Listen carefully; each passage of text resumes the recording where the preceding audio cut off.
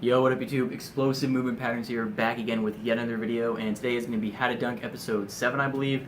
And today I'm just going to be discussing with you some of the things you can do whenever you're first starting out a jump training program. I know a lot of you out there really want to get into plyometrics and things like that, but if you're new to jump training, there's a certain way to progress through exercises, and the ultimate goal is for you to be able to absorb force and produce force really well. So when you think of that, you might think of some of the other videos I've done where I do things like depth jumps, depth drops, or maybe like hurdle hops, things like that, but those are kind of more advanced exercises, and if you can't necessarily coordinate your body to be able to absorb that force and produce it and be able to get on and off the ground quickly, then you might want to start from a lower position. What I mean by that is, from a basic level, you can do things like box jumps, vertical jumps into a solid landing, doing very low depth drops, so maybe something like 12 to 20 inches, starting off low, working on landing well, controlling that force. You can do things like straight up vertical jumps or doing a hop to jump. That's another thing I've shown on my videos that a beginner can do, and you're still going to get a lot of explosive power capacity while teaching your body to absorb and produce that force really well.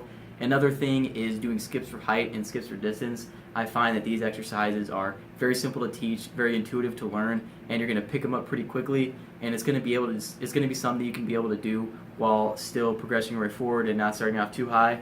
Then from there, once you're able to coordinate your movements better, then you can do things like, instead of just doing one vertical jump, you start going into 2 and 3, all the way up to 10, working on getting on and off the ground as quickly as possible. But you don't want to start off doing that many reps if you can't control yourself, because then you're not going to be getting the most you can out of the exercise.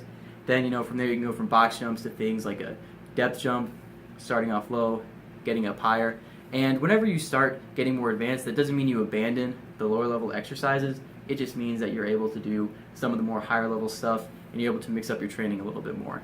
So it's important to remember, basically, when you're starting off a jump training program and you want to start doing plyometrics, start from a very basic level, doing things like box jumps, hop to jumps, skips for height, skips for distance, single standing long jumps, things like that. Then you progress your way up to more things like doing multiple standing long jumps, doing multiple vertical leaps in a row, depth jumps, higher depth drops, doing other exercises that basically involve quick reaction off the ground, and that's how you're gonna get the most out of your training.